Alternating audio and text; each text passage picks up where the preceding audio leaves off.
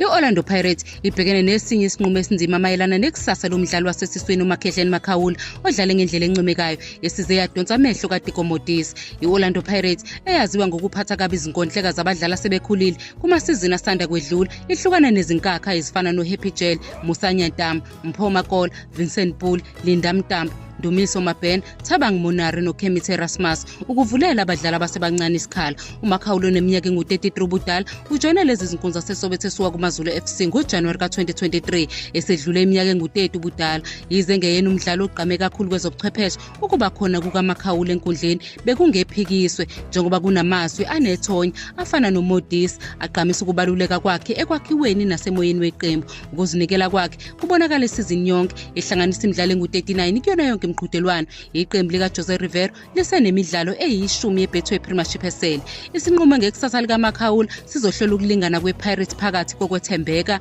kanye nokuhlelela iqembu isikhathi eside.